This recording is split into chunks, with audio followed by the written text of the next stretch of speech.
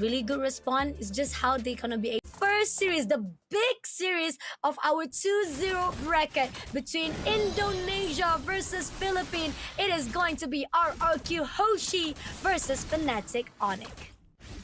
This is going to be a game to keep an eye on, ladies and gentlemen. As we know, the global series right around the corner. So establishing dominance here in the Snapdragon stage is going to set up that momentum you need for the rest of the year. And I think the drafts that we have here exactly suit the styles that Indonesia and Philippines are known for, with this side of Indonesia wanting to go for a little bit more of that early game and maybe set things up, while Fnatic Onyx, we know that they want to be able to take control of that mid game and just slowly tighten the grip around their opponents.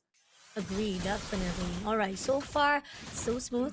A great cover coming in. I mean, we do see invasion coming in between Susujin as well as Skylar. Skylar gonna be in the pick right now. Oh, almost close enough to be tagged out, but with a dash, he still managed to survive it out. And we do see at least Brusco is on the light side. Whatever it is, he'll be able to be backed up. But that was a really too close to tell whether or not RRQ Hoshi was able to be taken down our one kelra. But nevertheless, he'll still be able to hold his ground, and he had to back away to recall himself. Sujin, it's expected that he's going to be putting a little bit more attention towards the gold lane here, but in the mid lane, Briscoe taking quite a lot of damage himself. Oh, coming in, and now we do see the first fight coming in by Kurt, taking down Darren first. The attempts coming in from Darren try to shut down Fnatic Onyx is not gonna be able to do so now. E-Dog and Vince gonna wait it out for Susujin to be actually hold it out, but this turtle is already in the hands of Kikon, and now they're pushing in for the script itself. Kikon takes out E-Dog immediately with the Spear of Alpha, now pushing straight away to the side of the one and only Susujin, but doesn't manage to put it. But that was already a good win with one kill on the side, as well as the turtle to be taken into Fnatic Onyx. It is very much expected that Fnatic Onyx should control the early game with an Alpha, Edith, and Gatot Kacha. It's a lot easier for them to take control of objectives, and they just have generally more damage compared to RRQ Hoshi. For RRQ, they gotta hold the early game and focus on giving as much farm to Rins and Skylar as possible, with the Claude being the more obvious. That's why you're going to see a little bit more ganking towards the gold lane to make sure that Claude wins out against the Harith, because usually Harith is the winner here in this 1v1 lane matchup. Oh, that's totally agree. And here on out, we do see a 1v1 matchup coming in from Kurt as well as Darren. Airborne comes through, and now Kurt's trying to do it damage as much as he could. But I mean, you're talking about fighting off with Darren. I mean, a lot of the mobility-wise, survival and sustainability coming in from him. It's not going to be easy. Attempts coming in from the side of Kurt himself, but he's still not giving up. But he's got to be careful. Along the side of RRQ, it's going to be Susujin is just overlooking. And it seems that King Kong gets the input as well, and they will deny it as well. Now Rinse moving away as quickly as possible before being tagged out. At least a reposition is a good in favor coming in from RRQ Hoshi, but they really gotta hold off for a while because the aggression being put out by Fnatic Onyx at the moment right now, it's really scary. Yeah, I feel a little bit bad for Tyrant, because when you are on a Hilda, you're usually the one causing havoc and pressure on the map. But because Onyx just has so much early game damage and they're dealing with an alpha jungle, the Hilda cannot actually invade to try and disrupt King Kong. He just has to try and win out a lane priority, which is already kind of difficult against an Edith, so that they can roam and actually stop Onyx from being overly aggressive on other parts of the map. Unfortunately, Onyx not really being stopped by that. They're going to start contesting the turtle against Sunsujin. Oh, coming in straight with the Spear of Alpha, pushing in straight. Airborne comes through. Darren trying to push it straight away to King Kong, but doesn't manage to get the kill he's needed. He's not getting a lot of damage, but the turtle has already been picked up and pushing in right now. Is trying to push in, but RRQ Hoshi doesn't get the target that they needed. Fnatic Onyx, they're gonna actually get away already. They already got what they needed, but damage comes through from Susujin. Double kill taking down Kirk as well as the side of Brusco. Now that's what is needed coming in for the side of RRQ, but at the same time, this is gonna be tough for the side of Team Fnatic Onyx, as at least RRQ Hoshi gets the trade that they needed. That is exactly what RRQ Hoshi is looking for, and actually a massive win, because up until now I have been mentioning that Fnatic Onyx should be stronger at this stage of the game. They just have more presence and damage overall, but extended the team fight a little bit too far, and RRQ beautifully managed their resources and positioning playing around the healing being provided by the Revitalize so that they could prolong the fight and then re-enter once Onyx had overextended in the mid lane. Because of that, Sutsujin now has a little bit of an EXP lead against King Kong, and RQ has evened up the net worth difference. As long as they keep the gold even and Skylar does not die, this game is going in their favor. Agree, definitely. And a little bit stronger coming in from the side of Darren. This is where no matter how much you try to put out a potential to fight out with Kurt, it's still not enough. And going into the side of Susujin, I agree on the note that now he's actually in a very good advantage. Hopefully RRQ Hoshi can be potentially to cover and control the movement that they are required right now to move in into the mid game. And so far right now, we do see that Team Fnatic Onyx is going to actually try to team up right at the top, going to actually try to give a lot of pressure to Skylar as well as Ido, but it will be denied instantly. Team RRQ Hoshi, really good grounding, really good coverage right now for both teams. It's really tie up for both of the teams right now. Yeah, like we mentioned, gold lane going to get a lot of attention because if Onyx can unlock kelra and have him start gaining gold from assists, it accelerates their snowball so much further while stopping Skylar. But RQ not letting that happen. Oh, they're not letting it happen as well. They're contesting for the title as well. Darren coming in for the push of Brusco. Suspicion takes down and get the title instead. But at the moment right now, they will be trying to go in for the skirmish. Not done yet. Going in for the push to the side of Rins. Rins had to pull away with Suspicion having so much damage to put out. They had to reposition, but it's a good move. Skylar almost been tagged out. Now Darren coming in for the backline. Dead matter to take down. This is Zaman Force coming through and Rin takes down kelra immediately. Now pushing on straight. Darren doesn't have much damage and they had to pull away. A really good win, but Super Frizz comes along with the trade and King Kong shuts down Sujin immediately with what cost they have. Even though getting the turtle is a 2 trades coming in from the side of Fnatic on it. But Jiren, he seems like Kurt trying to get as much as kill as possible. He wants to go in for the push, but still, it was a good cause. They still managed to pull away without any casualty, but the trade is still the same for Fnatic Onyx as well as Philippine. Yeah, that trade initially looked incredible for RRQ Hoshi. Again, beautifully managing their positioning, but this time it was them who prolonged the fight a little bit too far and underestimated the DPS. Oh, coming in for a fight as a moment right now, we do see Katokacha coming in, but at the same time, it's not going to pull anything with that Avatar Guardian. Team Fnatic Onyx will be able to pull away for those fight, even despite the fact that RRQ Hoshi was not being pulled in. But at the same time, RRQ Hoshi, great position, great respawn-wise. So far, they know how to actually have a really good space between Fnatic Onyx, and that's what is needed.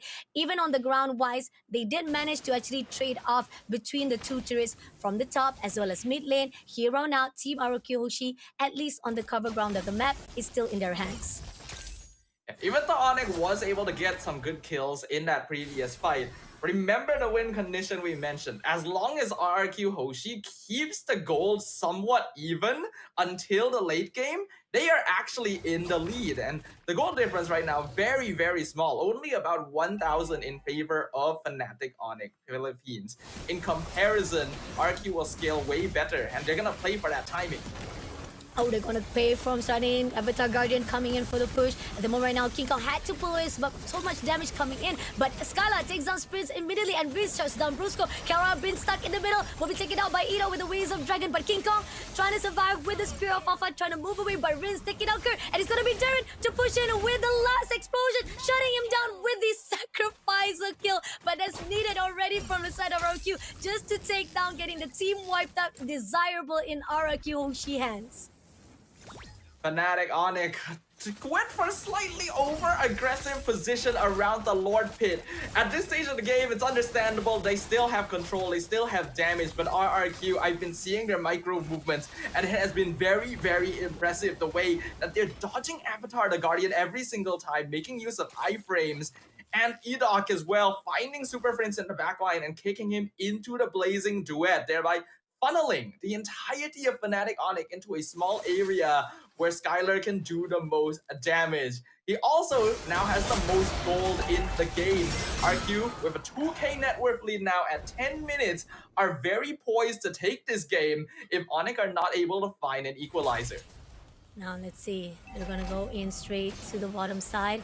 Doesn't spot anyone. It seems that Ido trying to find a way to actually go into the backline first of all, but at the same time will be denied by Super Friends, not allowing any extension coming in from the RRQ Hoshi. Lords is marching in, King Kong right at the front side. It seems that Darren will be at the backline. Doesn't spot anyone just yet, but they don't know who they want to go in. Rins overlooking straight, try to pull away, but Skylar takes down the turret immediately. But they deny it. They're actually having a little bit of hesitant, try to pull in into the Fnatic Onyx, and this is the reason why Fnatic Onyx having a really good defense wise so far. And Team Arakyoshi, they couldn't find the opening they needed. So at least on the side of Fnatic Onyx, they still be able to neutralize all the lords and the wave that coming their way. But they're not able to neutralize the gold advantage. RRQ is now controlling the entirety of the map, and they have successfully taken every exterior tower from the side of Fnatic Onyx, leaving only the inhibitors behind. While Onyx is pretty strong as a 5-man death ball, RRQ Hoshi's lineup is designed quite well to be able to split up the map and even play for pickoffs. So they're gonna continue doing so and see if they can bait out individual members of Fnatic Onyx. And if they're able to continue doing that, it's going to be quite difficult for our Filipino champions. Let's see. King Kong trying to find a way to break to RRQ. So far, Brusco just waiting for the right time. The fact that RRQ, I like the positioning wise, they're denying every avatar guidance been put out by Brusco. And that's the reason why it's not in the favor of Fnatic Onyx every time they go into team fights. So that's the motion where we're seeing RRQ Hoshi positioning wise is very important for their keys. Now, kelra trying to actually bait out RRQ, trying to actually pull them in. And the best part about it is that Team RRQ, they don't need to worry about anything. They're literally prioritizing on the lane side. As long as they allow those waves come in and keep giving pressure to Fnatic Onyx, it's still gonna be in their favor. It's a very interesting picture to see here because we typically expect PH teams to always be superior in terms of macro. But because of the draft matchup for this game in particular, RRQ Hoshi are taking care of that incredibly well since all of their heroes are either durable on their own or have built-in escape mechanisms so that they are able to split push waves without needing to worry too much about getting ganked. Not to mention that Kirk is the only really reliable form of CC that Fnatic Onyx has. He has to find Skylar, and that is after baiting out a Purify. Otherwise, RRQ Hoshi just has so many ways of controlling team fights.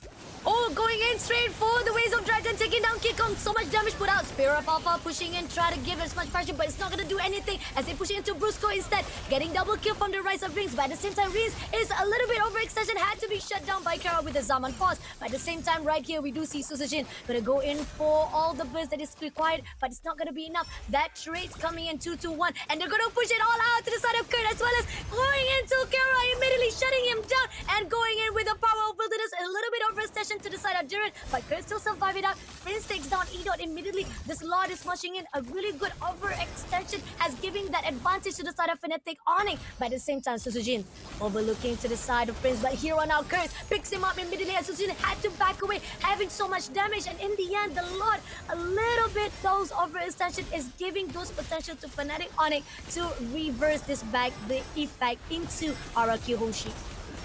I really like the decision that was made by RRQ to just rush in and try to take out the remaining members so that they could end the game with the Lord. Unfortunately, they went a little bit too far, and Kirk was luckily able to survive with a tiny bit of HP, because if the Eden had gone down, RRQ would have definitely ended the game right there and then.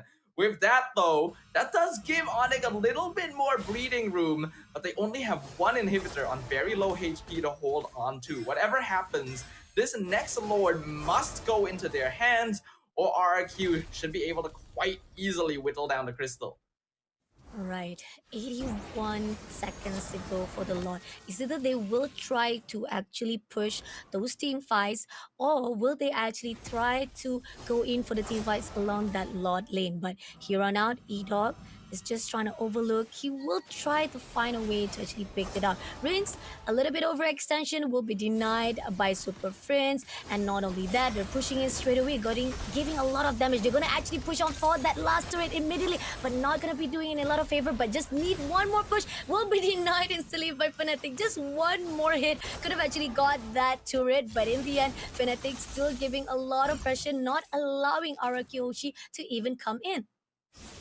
Yeah, Skylar tried to go in with the BMI for one last hit on the tower, but we have to remember, in the patch, they updated the tower so that they are just super tanky if you don't have minions nearby. In the past, a single hit would have actually taken that down, but that's no longer viable. Regardless though, I think RRQ are in a very, very comfortable position. Right now, Skylar going to be doing a lot of damage, and because there isn't enough ways for Fnatic Onyx to force out his Purify, he can actually position himself very aggressively without needing to be worried about being CC chained. He has 0 deaths so far, and the Lord is coming up. Fnatic Onyx need this, or they need to at least slow it down. With only one tower standing, if RRQ pushes in with this and a Claude, the game is basically over. It is coming in right now. We do see King Kong trying to push into Durin, but at the same time, a little bit overextension coming to Edo with the Wings of Dragon. Didn't pick up anyone, but Skylar will be able to take down Kerr first of all, and getting double kill to the side of Brusco. Susujin take down Kelra immediately, and King Kong, the overextension that was done by the side of Fnatic Onyx, will be punished from RRQ, and unfortunately, they will go in straight into the grounds of this site. Despite the fact Durin had to be sacrificed, but it's already a done deal for the side of Team RRQ. They will be able to get this first game in the hands of Indonesia. An unexpected Stages, both of the teams had a potential. Both of the teams was having the